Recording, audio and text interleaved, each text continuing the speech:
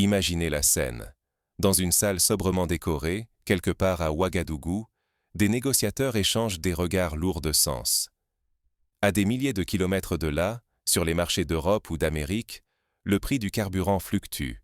Les bulletins d'information se remplissent de nouvelles inquiétantes, et des familles s'interrogent sur l'avenir. Ce n'est pas de la fiction, c'est la réalité des relations internationales, où une poignée de diplomates, en quelques heures, peut bouleverser le quotidien de millions de personnes. Cette histoire, celle du bras de fer entre Washington et le Burkina Faso, est bien plus qu'un épisode de la grande géopolitique. C'est un roman vrai, dont chaque chapitre s'écrit en temps réel, et dont l'issue pourrait affecter nos vies plus que nous ne l'imaginons. Prenons un exemple concret. Rappelez-vous la crise pétrolière de 1973. Un embargo, décidé à huis clos par quelques chefs d'État, a suffi à plonger les économies occidentales dans la récession. Les files d'attente devant les stations-service, les rationnements, la flambée des prix, tout cela était la conséquence directe de négociations secrètes, menées loin des projecteurs. Aujourd'hui, les enjeux sont différents, mais les mécanismes restent les mêmes. Quand Washington serre la vis sur le Burkina Faso, ce n'est pas seulement la politique qui vacille. C'est la stabilité de toute une région, et par ricochet, le confort de nos vies lointaines. Mais pourquoi maintenant? Pourquoi, alors que la tension a atteint un point critique, voit-on un brusque revirement des Américains? Pour saisir la portée de ce retournement, il faut comprendre la dynamique entre l'affichage public et les tractations dans l'ombre. D'un côté, des communiqués alarmants, des avertissements, des refus de visa. De l'autre, des émissaires à Ouagadougou, des négociations discrètes, des poignées de main qui, si elles aboutissent, pourraient redessiner la carte des alliances africaines. Prenons le cas de Paul-Henri Damiba. Son retour inattendu au Burkina Faso, alors qu'il était accusé d'avoir fomenté des troubles et de saper l'autorité de l'État, a provoqué une onde de choc. Des rumeurs ont circulé dans les quartiers de la capitale. Arrestations massives, discours anxiogènes, militarisation de certains axes routiers.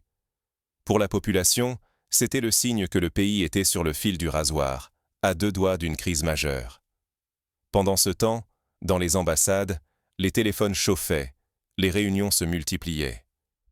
C'est dans ce climat électrique que les émissaires américains ont fait leur retour, affichant une volonté de dialogue tout en maintenant la pression. Historiquement, ce genre de double discours n'est pas inédit. On se souviendra de la crise des missiles de Cuba, où les discussions publiques étaient tendues à l'extrême, mais où, dans l'ombre, les négociateurs cherchaient activement une porte de sortie. La question se pose alors, à qui profite réellement ce double jeu? Est-ce que Washington cherche à soutenir sincèrement le Burkina Faso, ou s'agit-il, comme tant de fois par le passé, d'une tentative de garder la main sur une zone stratégique?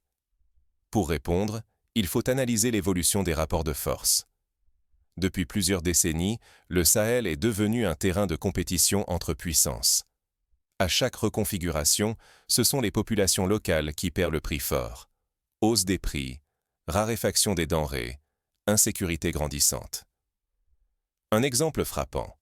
Lorsque la Libye a sombré dans le chaos après l'intervention occidentale, des milliers de migrants ont afflué vers le Niger, le Mali, le Burkina Faso. Les réseaux de contrebande se sont développés, les groupes armés ont prospéré. Ce qui, au départ, semblait n'être qu'une crise régionale, s'est transformé en problème global, touchant l'Europe, l'Amérique, l'Asie. Revenons à l'actualité. Pour comprendre la racine du malaise, il faut remonter à un événement précis, souvent passé sous silence. En avril 2025, lors d'une audition devant le Congrès américain, le chef du commandement américain pour l'Afrique a émis des doutes sur la gestion des ressources du Burkina Faso, notamment l'or. À première vue, il ne s'agissait que d'une remarque bureaucratique. Mais pour les Burkinabés, c'était une gifle, une manière de rappeler les vieux schémas coloniaux. L'idée que les Africains ne sauraient pas gérer leurs propres richesses, qu'ils auraient toujours besoin de la supervision des puissances occidentales. Ce genre de déclaration, loin d'être anodine, réactive des souvenirs douloureux. On se souvient de la conférence de Berlin, en 1884, où les puissances européennes ont découpé l'Afrique sans consulter ses peuples. Depuis, chaque intrusion, chaque conseil bienveillant est perçu comme une menace à la souveraineté. Ainsi, la réaction du Burkina Faso ne s'est pas fait attendre. Discours enflammés sur l'indépendance, volonté affichée de diversifier les partenariats, recherche de nouveaux alliés. Ce mouvement, loin d'être isolé, s'inscrit dans une tendance de fond. Au fil des années, des pays comme le Ghana, la Tanzanie ou l'Éthiopie ont eux aussi revendiqué la nécessité de s'émanciper des tutelles extérieures, quitte à payer un lourd tribut économique ou diplomatique. Mais Washington ne lâche pas prise. Derrière le rideau des promesses, les conditions d'une collaboration sont de plus en plus strictes. Alignement diplomatique, exclusion des concurrents comme la Chine, la Russie, la Turquie. Cette logique, déjà à l'œuvre dans d'autres pays, a souvent mené à des ruptures spectaculaires. Prenons l'exemple du Soudan. À la suite de son rapprochement avec la Russie, il a vu une partie de l'aide occidentale supprimée, ses dirigeants mis au banc de la communauté internationale et son économie s'est effondrée en quelques mois. À Ouagadougou, cette menace plane constamment. Pour la vendeuse Awa, chaque mesure se traduit par une flambée des prix, des ruptures dans la chaîne d'approvisionnement et une pression accrue sur les petits commerçants. Dans la rue, les conversations ont changé. On ne parle plus seulement de politique, mais de survie, de stratégie d'adaptation. Certains commerçants se tournent vers des fournisseurs nigérians ou togolais, d'autres tentent la débrouille locale, mais tous sentent que le terrain se dérobe sous leurs pieds. Face à cette pression, le Burkina Faso décide de relever le gant. En instaurant la réciprocité des visas, il envoie un signal fort. Nous ne sommes plus des spectateurs, mais des acteurs à part entière. Pourtant, ce choix n'est pas sans risque. L'isolement guette, la coopération internationale se réduit et les marges de manœuvre se restreignent. Mais pour de nombreux Burkinabés, c'est un prix à payer pour défendre leur dignité. Ce phénomène n'est pas nouveau. Souvenons-nous du blocus imposé à Cuba dans les années 60. Malgré la pauvreté et l'isolement, la population a longtemps soutenu la résistance à l'impérialisme américain, symbole d'une fierté nationale inébranlable. En janvier 2026, la situation atteint son paroxysme. La guerre totale des visas éclate. Les États-Unis verrouillent leurs frontières, le Burkina Faso et ses voisins répliquent. Immédiatement, des milliers de familles sont séparées, des étudiants voient leurs projets d'avenir anéantis, et un climat de défiance s'installe durablement. Cette situation rappelle celle de la guerre froide, lorsque le mur de Berlin séparait brutalement les familles, interdisait les échanges et figeait les sociétés dans la méfiance mutuelle. Aujourd'hui, c'est moins spectaculaire, mais les conséquences sont tout aussi profondes. Les États du Sahel, longtemps considérés comme de simples pions sur l'échiquier mondial, décident de s'organiser. Ils créent une alliance régionale, inspirée par l'exemple de l'ASEAN en Asie du Sud-Est ou du Mercosur en Amérique du Sud. Leur objectif, diversifier les partenaires, réduire la dépendance à l'Occident, bâtir une autonomie collective. Progressivement, des accords sont signés avec la Russie, la Chine, la Turquie, mais aussi avec des pays émergents comme l'Inde ou le Brésil.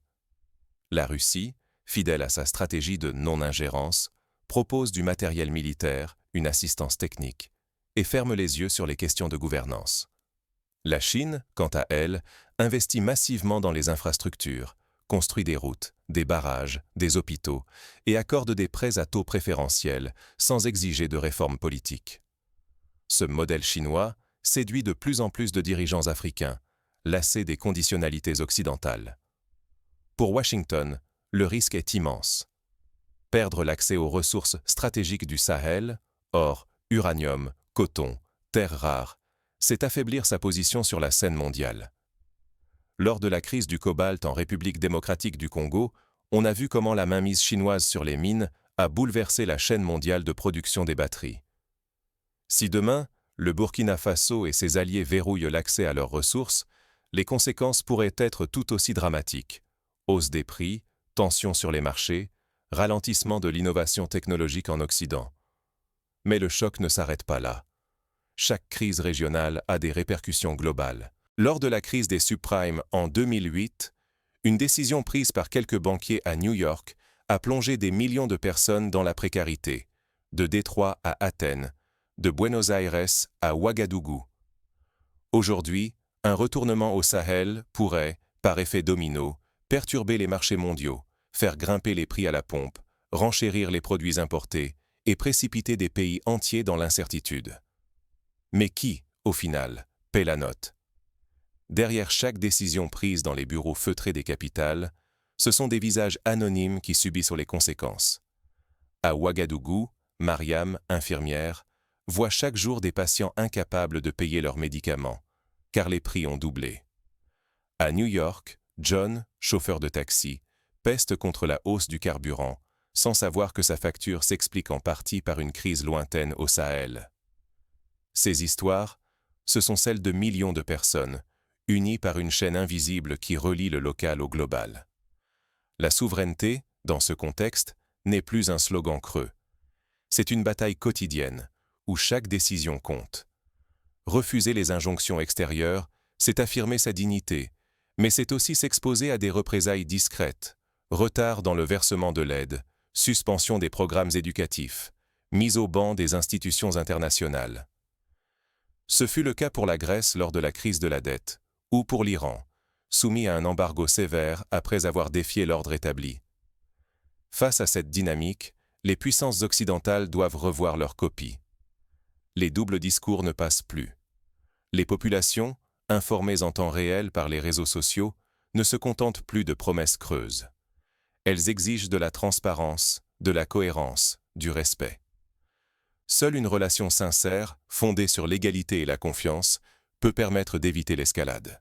Un exemple, la réconciliation entre l'Allemagne et la France, après des siècles de conflits, n'a été possible que parce que les dirigeants ont osé reconnaître leurs erreurs, dialoguer sans phare et bâtir des institutions communes comme l'Union européenne. Pour les citoyens, la vigilance devient une nécessité.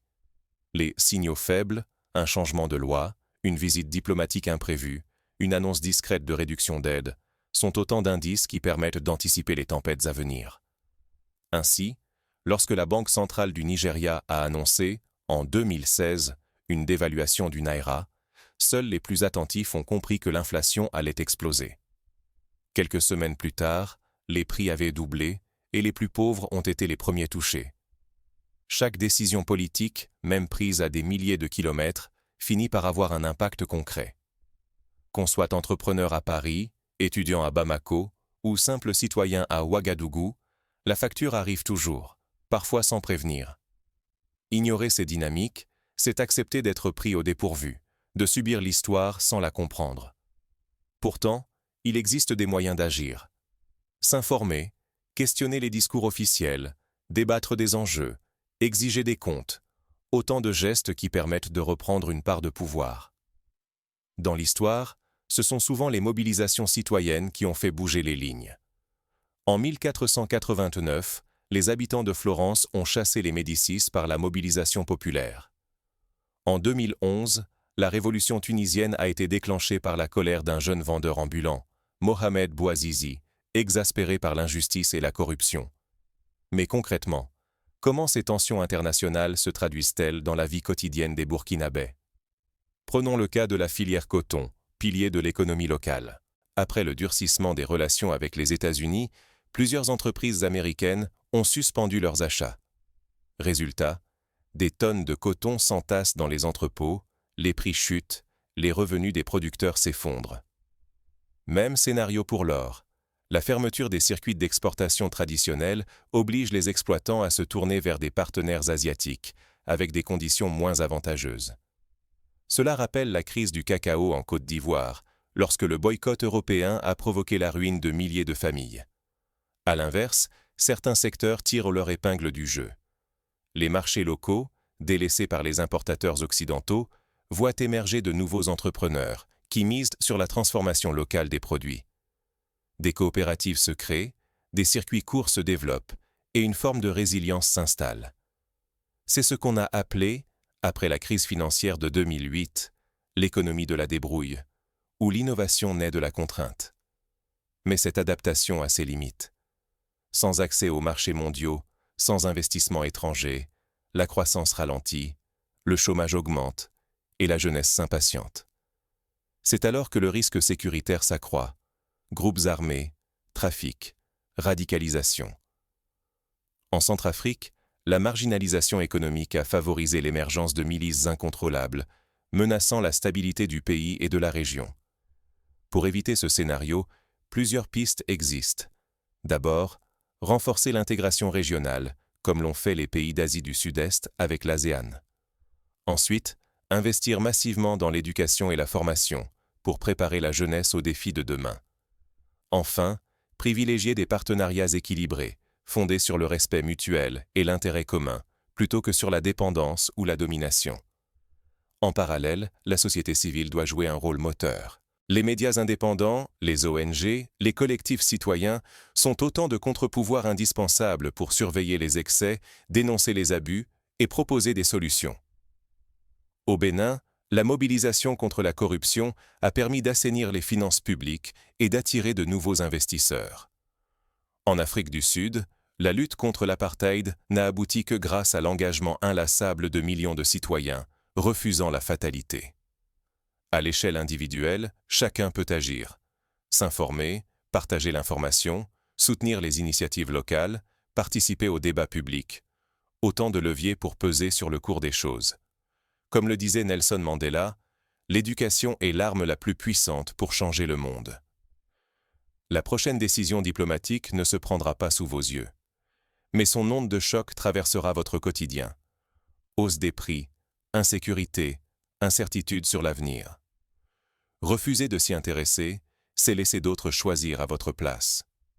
S'impliquer, c'est redevenir acteur de son destin. Chaque sanction, chaque restriction, chaque communiqué officiel a des conséquences concrètes. À chaque mesure, des milliers de vies basculent, des marchés se ferment, des avenirs se dessinent ou s'effondrent. Cette réalité, souvent invisible, doit devenir le centre de nos préoccupations. La crise entre les États-Unis et le Burkina Faso n'est pas un simple jeu d'ego ou de stratégie. Elle pose la question fondamentale de la souveraineté. Qui écrit les règles du jeu? Qui décide de l'avenir d'un continent? Accepter le statu quo, c'est perpétuer des rapports de force inéquitables. Refuser la passivité, c'est ouvrir la voie à un avenir différent. Vous n'êtes pas de simples spectateurs. Le choix ne revient pas seulement aux dirigeants de Ouagadougou ou de Washington. Il commence chez vous, dans votre manière de vous informer, de débattre, de vous mobiliser. Comme disait Aimé Césaire, une civilisation qui ruse avec ses principes est une civilisation moribonde. Ce bras de fer diplomatique façonnera le monde de demain. Les décisions prises aujourd'hui, dans le secret des cabinets, traceront les frontières du possible et de l'impossible pour des générations. Rester passif, c'est accepter de subir l'histoire. S'impliquer, c'est contribuer à l'écrire, à la changer, à la réinventer. Alors, que faire concrètement? Premièrement, s'informer activement. Lire la presse indépendante, écouter les voix alternatives, comparer les sources. Suivre, par exemple, les publications des think tanks africains, les analyses d'experts locaux ou les témoignages de la diaspora. Deuxièmement, soutenir l'éducation civique, encourager la formation à l'esprit critique dès l'école, organiser des débats publics, créer des espaces de dialogue entre citoyens et décideurs. Les expériences de démocratie participative à Porto Alegre ou à Reykjavik ont prouvé que l'implication des citoyens peut transformer la gestion des affaires publiques.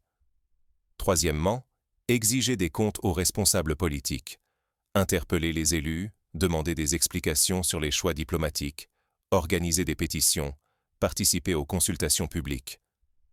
C'est ainsi que, dans plusieurs pays scandinaves, la transparence est devenue la règle et non l'exception. Quatrièmement, encourager la coopération régionale, soutenir les initiatives d'intégration, favoriser les échanges entre pays africains, développer des marchés communs. Le succès de la CEDEAO dans la prévention des conflits montre que l'union fait la force. Enfin, promouvoir l'innovation locale, investir dans les start-up africaines, valoriser les savoir-faire traditionnels, miser sur l'économie circulaire. L'exemple du Rwanda, devenu leader des technologies numériques en Afrique de l'Est, prouve que l'audace paye. En conclusion, la crise entre Washington et le Burkina Faso est le miroir grossissant des mutations du monde. Elle révèle les fragilités, mais aussi les ressources insoupçonnées des sociétés africaines. Elle rappelle que, derrière chaque décision, il y a des vies, des rêves, des espoirs.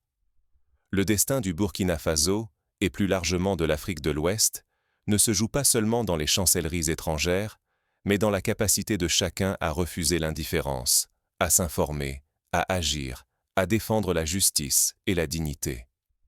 Nous sommes tous concernés, car le monde d'aujourd'hui est un village global, où la moindre secousse en un point du globe peut déclencher une tempête ailleurs. À nous de choisir, subir ou agir, attendre ou anticiper, regarder ou participer. Ce choix, c'est le vôtre. Il commence maintenant.